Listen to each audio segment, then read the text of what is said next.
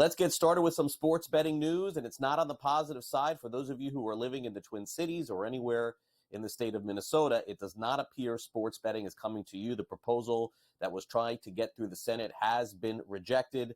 Gambling supporters thought they hit the jackpot when some stakeholders endorsed a bill to legalize bets in Minnesota, but the Senate committee turned it down. So as of right now, the state does not approve sports betting. They're going to have to kind of go back to the drawing board on this one. And Senator Matt Klein said it was a rare phenomenon, which was backed by all the stakeholders, but not backed by the bill and the government itself. The state of Minnesota in a state of limbo with sports betting in 2025 does not look like it's going to happen. All right, well, the good news for Minnesota is that if there is one team in the Twin Cities that appears to be ready to take down the potential champs, it definitely is the Minnesota Timberwolves. How about their win last night? 116-101. They beat the Oklahoma City Thunder, stopped their 7-game winning streak. Anthony Edwards had 23 points. Minnesota finishes the first half with a 31-25 record. The West, by the way, has been dominated all season long by the Thunder. They're 44-10. Mark Daigneault talked after the game about the outcome. Yeah, just got off to a poor start and then did a nice job in the second quarter of getting ourselves back into position to give ourselves a chance, and then cut into it in the third and really gave ourselves a chance. But they just outplayed us for way too much of the night tonight to come out of here with a win. We shot more free throws. They shot 20-something% from three. It was just kind of a point of attack, offensive rebounding. They just kind of outworked us for that one. Yeah, tonight was obviously the exception for us. We've transcended our circumstances for much of the season. We haven't had excuses, and different guys have stepped up on different nights. So the body of work is definitely in a great place. But obviously we weren't there tonight enough to get a road win. All right, so Oklahoma City ends the first half with a loss. Also a big loss again for the Dallas Mavericks. Another injury for them. Daniel Gafford, one of their best big men, out 6 weeks, 12.7 rebounds a game. He's got a right MCL sprain. It looks like 2 months for Gafford. But meanwhile, what was in the water last night with the Dallas Mavericks not having Anthony Davis, Gafford, Kyrie Irving, Klay Thompson? Somehow the Mavericks beat the Miami Heat last night with basically no one. The final 118-113. The Heat has now lost 4 straight games to go into the break. Tyler Hero had 40 points. He missed the game-tying shot. Dante Exum was the high scorer last night for Dallas. Eric Spoelstra absolutely looking for answers after that one. It seemed like another one of those games. You got up 4, you got up 6, you were in position to do something, and then almost within a flash every time they came back. Yeah. Why does that keep happening? Yeah, we need to have our breakthrough. We talked about it. We were actually +7 when they called the timeout, and they went on an 8-0 run. Then it ended up being another 6-0 run. I believe it was 14 and 15 straight. And we just have to be better. We have to be better with our execution, intentionality, with what we're trying to do offensively. I understand it wasn't going to be a lot of precision execution either way, because both teams were just switching everything and taking away all the triggers. But intentionality, obviously need to be better.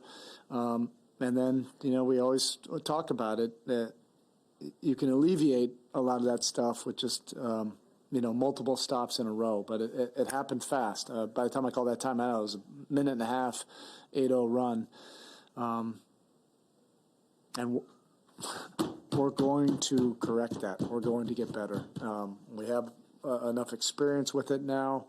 Our guys are fully aware of it. Everybody wants to be better in these situations, when we're up. We'll take a few days off and, I'll get to work. The staff will get to work. We'll do what we need to do. I promise we're going to correct this. We shall see. A tough time for the Miami Heat right now. Good time for the Golden State Warriors as Jimmy Butler and Steph Curry are helping that team win. 27 points last night for Golden State. How about the spread? It was 6, and the final score 105-98. The odds makers certainly know what they're doing. Warriors took an 11-2 run to go up 11, and then Houston, sort of stormed back in this one. It was actually 88-86 with 7 minutes to go. Jimmy Butler played big in this one, and there was some thought that maybe Butler would not get along with former champ Draymond Green still with the Golden State Warriors. But Green in some shades last night after the game did not throw any shade toward Butler.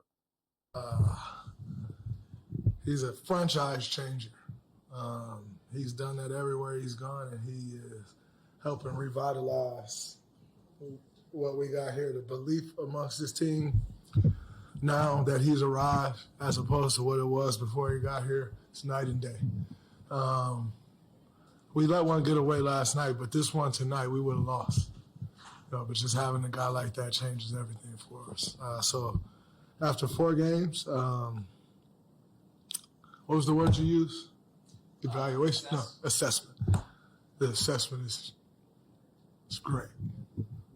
Where's your chemistry level with him? Because it looks like you guys are developing that chemistry. It's getting there. It takes a while, but Jimmy over communicates, which is great. He doesn't leave anything in the gray area. He come like, hey, so what was I supposed to do there? What did you want me to do there? He over communicates about every play. Sign of a true leader. And so, I love what he's bringing to this team. Just like I said, as a leader, coming in and being that guy and not just taking the back seat, because that's what we need. But chemistry is definitely getting there, but it'll take some more time, and we'll continue to figure it out. But like I said before, you start playing, we're all winners, and we're all smart basketball players, so we can figure it out. Warriors have figured it out through the years. It looks like the Clippers figured it out, at least for one night. Just give the ball to Norman Powell and let him do his thing. Didn't see that one coming. 41 points for Norman Powell last night. James Harden had 32. Clippers come back in overtime to beat the Utah Jazz by 4. C.J. McCollum, by the way, big games for a lot of guys last night. 43 points. Pelicans over the Kings. So much scoring this season. 140 to 133 in overtime. All right, Juju Watkins has a huge game. USC in college basketball rallies to beat top-ranked UCLA. The Trojans win 71-60 in that game. Also, Derek Queen had 24 points in Lincoln. Maryland beats Nebraska 83-75. Number 14, Memphis extends their winning streak to 8 games. They beat South Florida. Final score 80-65. Light night tonight in college basketball. Usually the case ahead of all the big games tomorrow. All right, lots of news in Major League Baseball, especially with all the pitchers and catchers not just reporting but throwing on the mound this week. Full squads coming up next week in games next weekend in spring training. Yes, it's really happening. The Dodgers have finalized their contract with Clayton Kershaw. It's a 1-year, $7.5 million. He's 32 strikeouts away from 3,000. At some point, he'll pitch this season. Nobody really knows when. The Brewers have named Freddie Peralta their opening day starter for their 2nd straight year. The Marlins have named Sandy Alcantara, no huge surprise, their opening day starter. And the Padres make a move signing the equivalent of what the KBO Cy Young Award is. It is Kyle Hart, who signs a 1-year deal with the Padres. And also this morning it was announced that Joey Gallo is coming back for another season as he signs a minor league contract with the Chicago White Sox. Welcome back to Newswire here on SportsGrid. I'm Craig Mish. Sam McQuillan is with us from Legal Sports Report. We'll get into an update on the state of Texas, more cease and desists issued to offshore sportsbooks, and the very latest on DraftKings winnings at the Super Bowl. Thanks again, Sam, for coming on the show. Thanks for making the appearance here on this very busy Valentine's Day edition of Newswire. And love is in the air in DraftKings. They made some big, historic financial numbers during the big game, didn't they? Yeah, certainly, Craig. Thanks for having me. DraftKings just last night announced their Q4 earnings for 2024, as well as the full entire year outlook of kind of how they did and where they are going to go going forward. But the big news here is that the stock market really loved what they heard. DraftKings right now is up to $53 a share on the stock exchange, which is its highest price it's been in 3.5 years. So investors are really loving what they heard. Some of what they heard is that revenue was up 13% in the Q4, which was ahead of Wall Street's expectations. And it was also the company's first ever full year of profit with $181 million in EBITDA, which was up from $151 million in losses last year. So for a long time, we've talked about these sports betting companies making these huge investments, asking Wall Street and their investors for more money. And, you have your first year of one of the major ones really taking home a lot of profit, which is kind of interesting when you talk about what happened during the Q4. And this past season, NFL obviously is the most popular sport to bet on, but DraftKings, as well as FanDuel and everybody else, got just absolutely killed on NFL results. This was the first time in 40 years that favorites won 75% of their games in a week at least 10 times. So that's 10 out of 17 weeks where the favorites just overwhelmingly won. And obviously the public loves to back favorites. So that's been kind of the we talked about all NFL season was the public just keeps winning.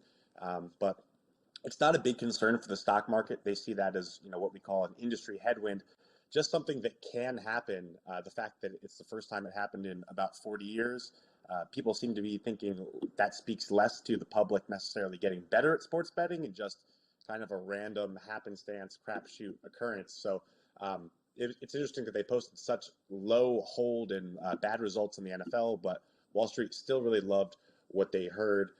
This was DraftKings' best Super Bowl ever, which is no surprise considering what we talked about on Wednesday with the public just getting absolutely killed on player props and same game parlays, despite winning on the major markets. So that's another big sign for the industry. And a good sign for DraftKings is people continue to bet more and more parlays. It hasn't stopped yet, and it's really helped them mitigate some of those headwinds. So it's a really good outlook so far to start the year for DraftKings. And going forward, I'm sure they'll try to build on momentum with customer acquisition. They just bought the online lottery retailer Jackpocket, which so far has produced good returns for them, though customers are spending at a little lower than they typically do on iGaming or sports betting because, lottery tickets are cheaper. So they're going to try to expand the business that way and hope for a more favorable NBA season and MLB season once that gets underway. Yeah, agreed. I mean, we could say it. The public was very lucky this season. You don't have to say any other word, Sam, for that. Winning a lot with favorites is luck. All right, so bad luck we learned this morning in the state of Minnesota. Maybe some good luck coming from Texas. Sam, I would not have predicted that Texas could legalize sports betting before the state of Minnesota, but it sure seems like there is at least a stronger possibility in Texas getting something on the bill with the results from Minnesota yesterday. Yeah, you want to talk about luck and a crapshoot. It's which state is going to legalize sports betting next. One day you hear that Minnesota's close to doing it. Then you hear that Texas, a state you think will never do it, is inching towards it as well. So Texas, they introduced a bill this week which would allow the legislature to amend the state constitution to then legalize gambling. So essentially this would have to pass first the House, then the Senate. Then it would go towards voters in November on the ballot, and they would get to essentially pick whether or not they want sports betting legalized. Now, whenever sports betting has actually been able to get to the ballot in the state, it's usually passed. California is the only time it hasn't happened, and that was a very interesting, unique circumstance with the tribes and everything over there. But in Texas, this has been tried before. The legislature only meets in odd years, which is very strange. So that's been a big roadblock to getting this done. But beyond that, it's been the Lieutenant Governor, Dan Patrick, who has pretty much said that he will not be in favor of any gambling expansion.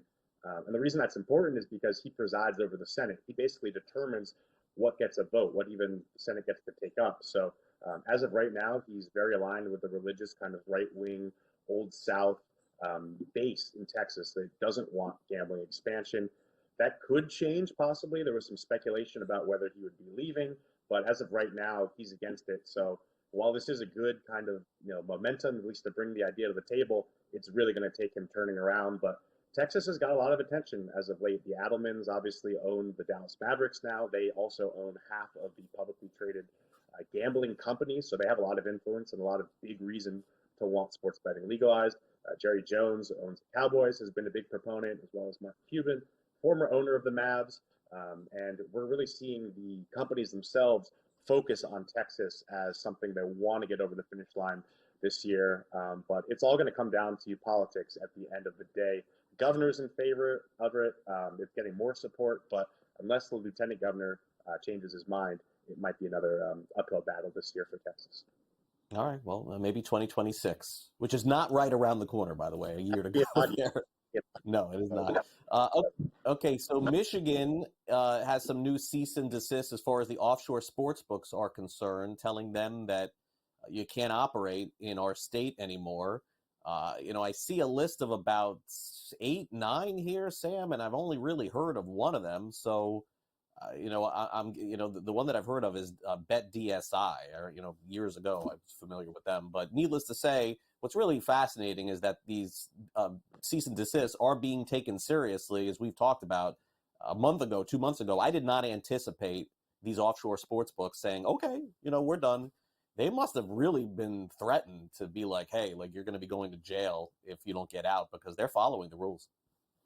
Yeah, it's been one of the more underrated kind of plot lines we've seen develop over the past year is offshore sports books that are still very active. Like, just because you legalize sports betting doesn't mean these websites are going to go away, and they certainly haven't. They've kind of thrived off of this, popularity of legal sports betting in general, saying, hey, we also exist out here, and blurring the lines. And to your point, it's been really hard for states to enforce or take any action against them. But lately, they've been going away when the states tell them to. We have 9 more websites were issued cease and desist orders by Michigan regulators just this past week, which now brings the total list to about 17, including some other major ones like Bovada. And everyone has always said, there's nothing that's going to make them comply. These are websites that exist not in the U.S. There's no real teeth for these regulators to go after them. It would take federal regulators too, and federal regulators have a ton of other things they've been dealing with. This is very low on their list. So to see these websites respond and say, okay, we're going to leave immediately, really makes you think why they're going to leave, because these states don't have that much power, and kind of makes you wonder why this hasn't been done earlier. But it is spreading to other states. Other states, about 17 now, have taken some action against offshore sports books, and most of them, as far as I know, have complied. So it's been states where sports betting has been legal, states where sports betting is illegal as well. So you have to wonder if something's coming to a head here when these websites stop responding, or if this is quite simply the answer to get rid of unregulated offshore sports betting, is just to tell them to leave, and they say, okay, we'll take our business somewhere else. Yeah, I think there are things we do not know about this situation. It seems definitely right about that. Yeah, it seems too easy to see these sports books leaving when for years they wouldn't leave. Now all of a sudden they've just decided, okay, we're gone. I don't know. I wish I knew the answer, but we may never know. Sam, thanks again for coming on Newswire. Appreciate it. Yeah, thanks a lot, Craig.